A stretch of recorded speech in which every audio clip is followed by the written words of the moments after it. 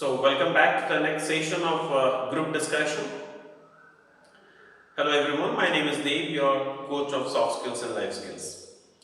So, to continue further with the next part of group discussion, let me just say you that why a GD is very essential in a recruitment process.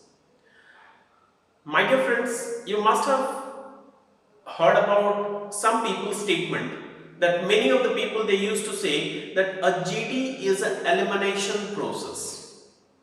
GD is conducted in an interview process to eliminate most of the candidates to which generally nobody could have eliminated by giving a justified reason. So GD is a reason, a justified reason to eliminate a candidate from the interview. Do you agree with the statement? I do say that it's not exactly the same.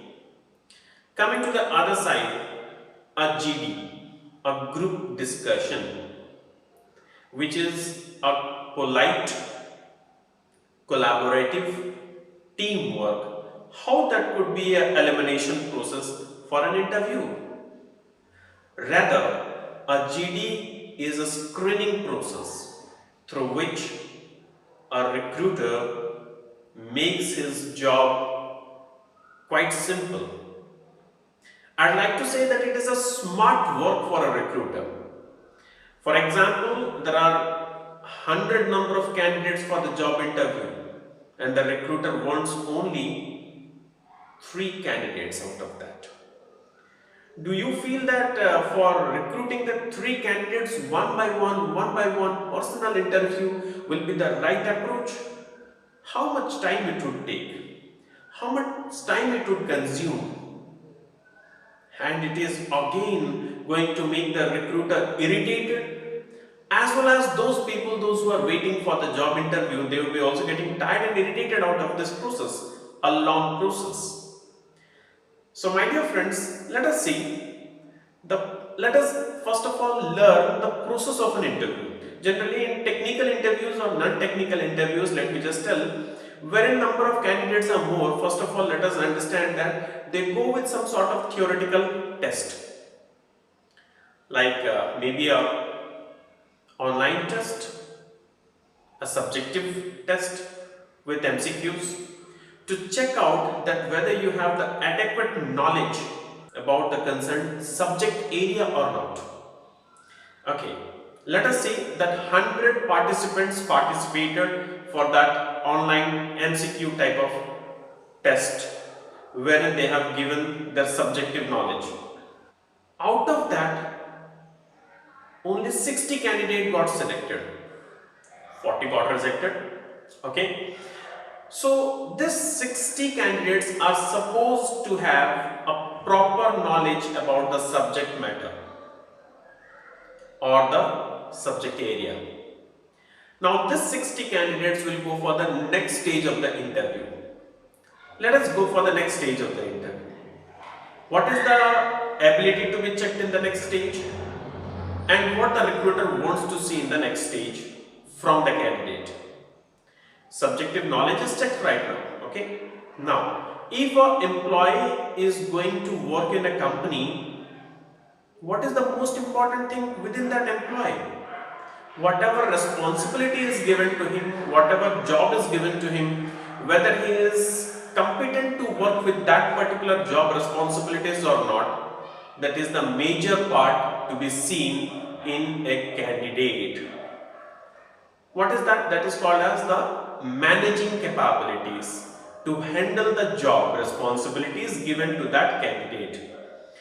Now, tell me, my dear friends, if a candidate has not joined the company, how the recruiter is going to identify that whether this person is really capable to handle and manage his responsibilities or not?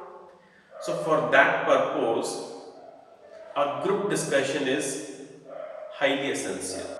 It is an inevitable part in a recruitment process to judge the managerial capabilities in the candidate. Generally, you might have seen the topics in a group discussions are never technical, are never your branch based. It is something very general topics. The topics like some hot issues, some current affairs, or maybe certain social aspects, some political aspects, some sports related aspects. So these are some of the basic headings or basic topics in a group discussion.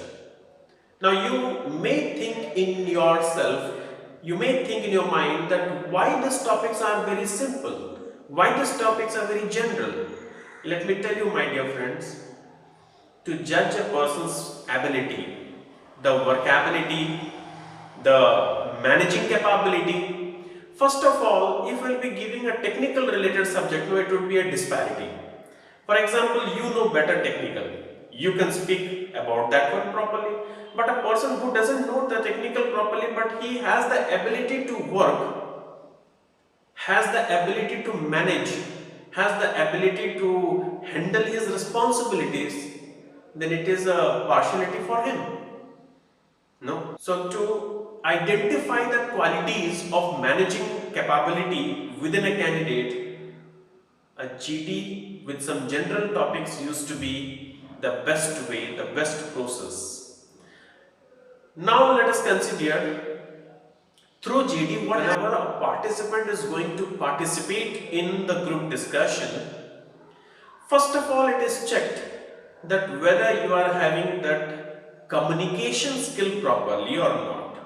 Most of the people take wrongly the word communication skill. They think that communication skill indicates that how well I can communicate, how well I can speak properly, how fluently I can speak, and how fast I can speak. All these things are wrong.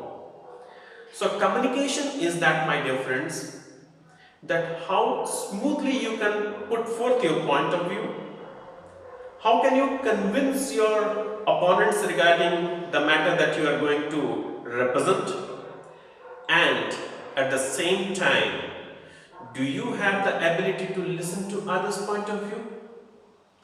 Be a patient listener too. The first point in a GD a candidate must have and the recruiter is going to identify is the communication skill. How smoothly he can represent himself to others, how convincing he is to others, how motivating his lines are towards others, and whether he is a patient listener or not. The same way goes. In this way, the communication skill, if it is very strong within a candidate, it indicates that when next he is going to work for the company, while having his teamwork, while working with his teammates, his colleagues, his co-workers, his seniors, his superiors, his subordinates, his juniors, he would be having that ability to speak in a proper manner, represent the things in a very smooth manner, deal the things in a very smooth manner, and also do have the patience to listen to others' opinion and others' point. He would respect others' point of view, at the same time give respect to his point too, to be represented. The second point is leadership skill. Do you have a leadership skill within you, my dear friend? Everybody think that a leader is only one, but I do say in every candidate there is a leadership in a GD. For example, you are a very good person to collaborate the team. There may be a person who could keep the time properly. There may be a person who could encourage the other candidates to speak something. There may be a person who could guide others in the right direction. There may be a person who could resolve potential conflicts. There may be a person who could resolve the conflicts raised. There may be a person who can note down each and every points. There may be a person who could deliver and demonstrate the things in a proper manner. There may be a person who could counter the point of the other person, convince the other person, but in a very polite manner. All these points are called as the leadership roles and the leadership capabilities within a candidate. If a person is generally having this sort of points, no, we will understand that this person can also manage his roles and responsibilities coming to work with the company next. Coming next to the third point of view, my dear friend. The third point of view which we are going to see within a candidate in a GD, and that is all about your rational thoughts. Do you have a rational thought within you? Are you having that rational capability to deal with any situation in a rational manner? Now, what is rational? You will be becoming very confused about this. Rational means which is relevant to the topic, which is related to the topic, which is required, which is necessary, which is essential.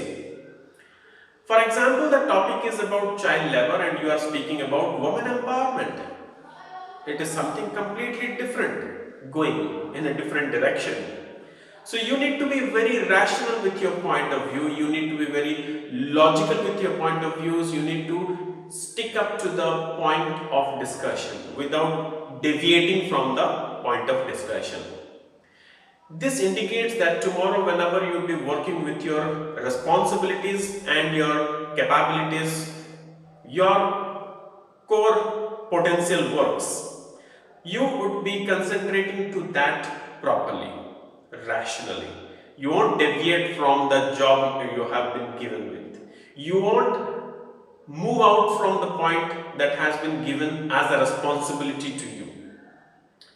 Well, coming next to the next point, that is point number 4.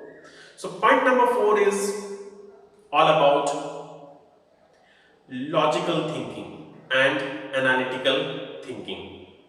So what is logical and what is analytical? My dear friends, whenever you will be delivering some points, your points should be very, very logical. That indicates that logically you are going to prove your points. What is the logic behind the point that you have said? That must be very clear and that must be very transparent as well. Analytical indicates that whatever you are going to speak, you should not stick up to a single point, rather going to attack the topic or work out with the topic from different point of views. Apply your rational points. Don't go with a single point of view. Going with a single point of view indicates that you have only one point within you. Most of the people, they used to speak only a single point from starting of the discussion to the ending of the discussion. And those people are never analytical in nature. So I'd like to say, whenever you are speaking, speak from multiple angles, from multiple point of views. In my next videos, I'll be telling you how to go with an analytical point in a very proper manner. Wait for the next video so that you can understand that one in a clear manner. Well, this logical and analytical, how it would help you in an organization. When you are going to work in a company, in an organization, the first point is logical. Your words would be logical, your work would be logical, and whatever you would be speaking also would be logical. At the same time, whenever you are going to work for the company, work for any organization, or work for any institution, mostly whenever you will be solving any problem, your problem solving abilities should be analytical in nature. You won't be going with a single point, having a single solution for a problem, rather you will be having multiple solutions for a problem, so that at least if plan A fails, plan B is there. If plan B fails, plan C is there. If plan C fails, plan D is there. If plan D fails, E is there. And so on and so forth. Coming next to the last point, the fifth point. And the fifth point is maintain a strong group behavior. Now what is this? A strong group behavior. This is the most important point out of this 5. Try to maintain a group behavior which is very strong. You're working in a team, you're working in a company, you're working in an organization. If you be pulling the legs of each other, you may not be working together. You may not be having the team spirit to work together. So to go forward, to have a strong team spirit, you must work with a collaborative spirit instead of working with a competitive spirit. Well, have the competition, but it should be a united competition. Work for your organization, work for your team, work for your company, work for your institution. Individually, you can be a winner, but as a whole, you can be the leader. So try to work as a team. This point of group behavior is to be checked, that whether working in a GD or a group discussion, whether you do maintain the same strong group behavior spirit within you, teamwork spirit within you or not. If you think that what I speak is the one will make me qualify in this GD, that is a wrong perception, my dear. You may be an effective speaker to speak out. You may be the person having strong knowledge about the topic. You may be a person who is very good in representation, but it makes you complete when you can go along with your team, work as a whole, then certainly you will be the person who is having a good group behavior. So with all these points, my dear friend, I am sure that you might have understood today that why a GD is essential to be conducted in any job interview, because it checks out your managerial skills, your managerial abilities. If you don't have a strong managerial ability today, tomorrow also you may not be having that one. You're not strong in technicals, you're not strong in subjective, you're not strong in certain other part.